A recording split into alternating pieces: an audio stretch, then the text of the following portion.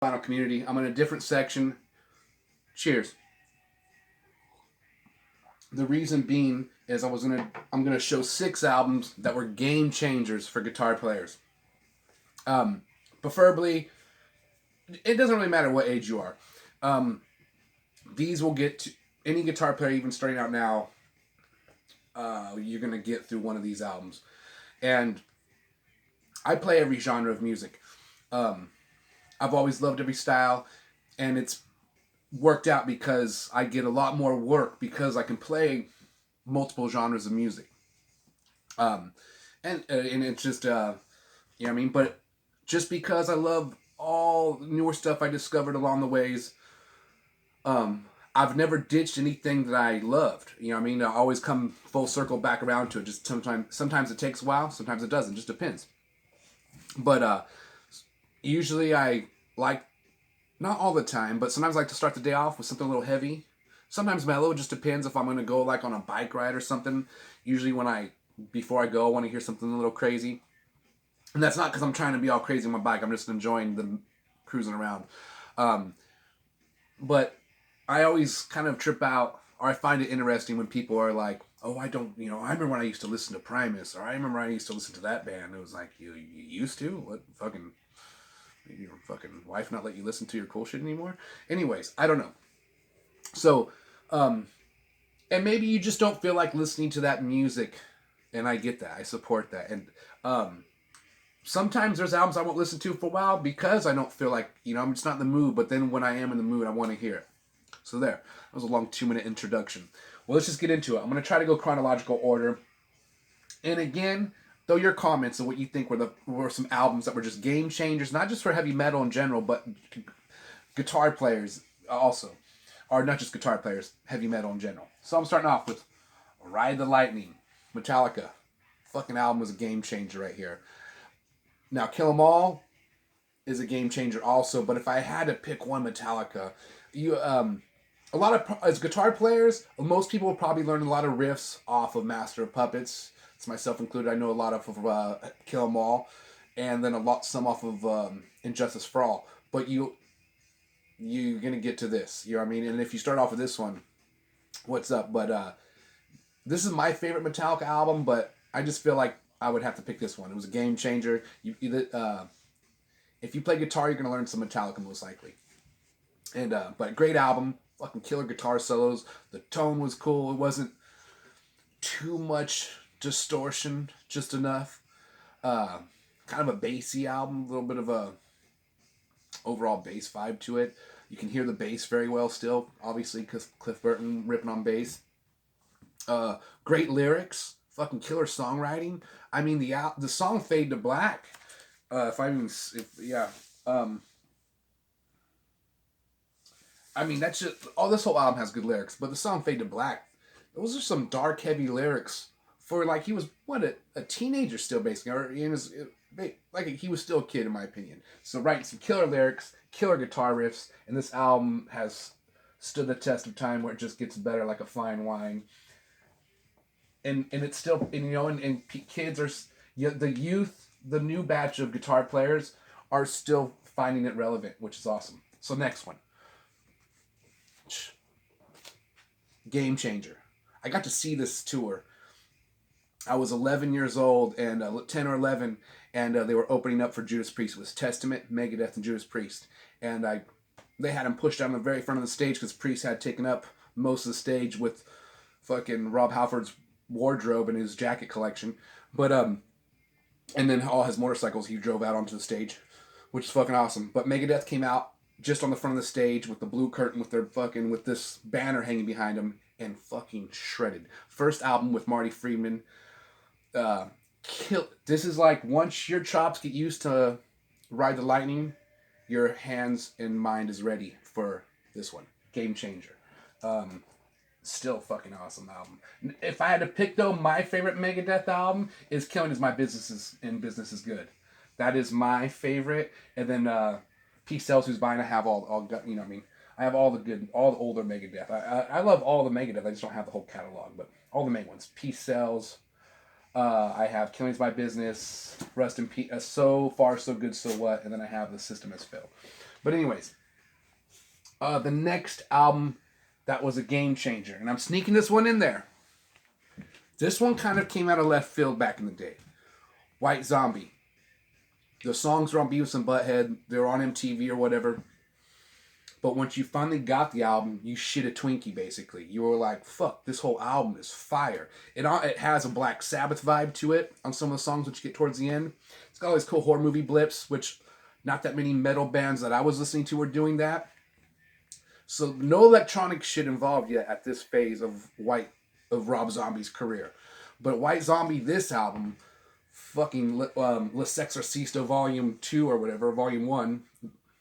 Yeah, Le Sexorcisto, Devil Music Volume 1. None of my friends could fucking, we were like, what the fuck is this album even called? But we loved it. And it had, there was no fucking internet back in the day. And that's what I loved about growing up, you know what I mean, in the 90s and stuff like that, in the 80s and 90s, because you just had to use your fucking imagination. You had to look at this shit like it was a cereal box back in the day and just fucking, what is this all about? The artwork was fucking killer. You could understand, even though his voice, he sang in a scary, trippy way, you could understand a lot of the words. Fucking ripping band. This drummer, fucking rip. I should know his name. I don't have it memorized, but this drummer, all the artwork was by Rob Zombie, which you figured out once you looked on the inside. But this drummer changed, played these riffs so good. Does a lot of cool, simple beats up top with his kick drum, doing some complex stuff. My dog's gonna knock over the tripod here. There's a squirrel. So anyways, let's put this one back. I only got a couple left. I'm trying to keep this one short and sweet so you guys will actually watch it. No, I'm joking. And thanks to anybody who watches any of my videos. Hey, calm down. She's going into hunt mode. Even though hey, go back over there. Go over there. Go chill. Hey, lay down. Sit down. Sit. Just, I got this. Hey, sit. I got her doggy treats here. Because she's a good listener. Here's your doggy treat. All right. So next album. And I did. Either way, I did a few here. 1, 2, 3. Okay. Just want to make sure I can count. All right. Cannibal Corpse, The Bleeding. Fucking this album. Everyone was like, "What the fuck are you playing?" Like when you heard it, you're like, "What is that?" Like, I know it's not Slayer because I already heard all the Slayer, but it's what's going on here? And it was Cannibal Corpse, The Bleeding. And they do this one interval, this riff that everyone started using. Hey, go back over there. Everyone started using. Go. Now she's just getting all crazy. Everyone started using, and I wish let me get my acoustic guitar and show you. Sit down. Hey. Sit down. All right.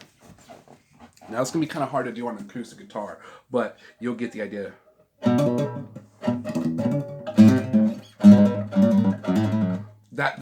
That little interval. Nobody was using that a lot, and Cannibal Corpse, like literally cemented that riff in stone on that album. And if you had to learn the interval to play some of these songs. But the whole album was really good. The tone was crazy. And again, you didn't know where this band Cannibal Corpse was from or anything about them. You were just like, who the fuck are these crazy motherfuckers? The name Cannibal Corpse was fucking weird. Badass, especially if you were into horror movies and stuff. But it was a game changer. Now, okay, I had this backwards. I should have done this album before the Cannibal Corpse. But this one, Sepultura Arise. Game changer for guitar players and heavy metal. This whole album was good, and you were like, me and my friends were playing this album. We learned a lot of the songs. We'll calm that down. We learned like 3 of the songs, but we loved the whole album. And some of the different guitar players learned a different batch, and then kind of together you were able to kind of figure out most of the album. But killer album, Arise. What can I say? It's just this heavily influenced the Cannibal Corpse. And Slayer influenced them. So they're like in between Slayer and Cannibal Corpse. You have Sepultura, even though Sepultura was before Cannibal Corpse. And Not before Slayer, but they were putting in work around for for a while. So Sepultura Arise. All their album was good. The next album, Chaos AD, a little bit different, still really good, and then Roots and so forth, but game changer. Now, the last album, and probably should have done this. Either way, this is a good one to end on. And I couldn't, being out here in Texas, we can't leave out Pantera, Dimebag Daryl. When I was a kid, my stepdad's good friend, he had this on cassette tape, and I remember just playing it over and over again, mainly Cemetery Gates. That riff just stuck in my head. And again, there's a game changer, killer album. Yeah, of course I got the Gatefold one. Don't get all sad if you don't. But Message in Blood, killer. This whole album's really good. Medicine Man, Clash with Reality, Heresy, Cemetery Gates, Domination, Cowboys from Hell. I mean, this whole album. And this came out in 91, so yeah, I should have put this out, or 1990. So either way, so much cool shit coming out in the 90s. That, like, why the Boss Metal Zone pedal was so popular. You were trying to get the crunch. And for you guitar nerds out there, now it's like that pedal's like frowned upon. Some probably still use it. I still have it in my collection. That was my first good distortion pedal. I love that pedal. And you were able to try almost get the Pantera, the White Zombie. I was able to fucking set the EQ on that pedal to any of one of these albums to sound pretty fucking close. I could do Kill 'Em All. I could get this. I could get that. And so anyways, this though, Dimebag Daryl, tone, solos, feeling, has acoustic work on here. The drumming's crazy. The vocals were great. The lyrics were awesome. Fucking bass players ripping. What can I say? This album was a game changer, and all the other stuff they put out. And again, it's always hard to be like this album or that album or the top 6. That could always be debated for fun, and it's not a right or wrong answer. That's just ones I was thinking about right now. I had to pick off the top of my head, so yeah. And the way when you guys see me, that's on the opposite end. I have records all around the room, but I have like 2 rows going all the way across, and then it's like a shelf on top that I use like as a desk kind of, and that's where you guys see me chilling, drinking my coffee. And I didn't want to put the shelves too high because I have this big window right here, so I didn't want the records to get cooked from the backside by the window, and I want to enjoy the view out the window. But and then I got records out there, and then my CDs and stuff out there, and then into the other room. So it's a mixture, but this is the room where I mainly got more, pretty much 99% of my vinyl. So anyways, top 6, you give a little rundown, see a little more of my collection, and all that good stuff. So stay positive, play lots of vinyl, and I'll see you guys next time. Bye.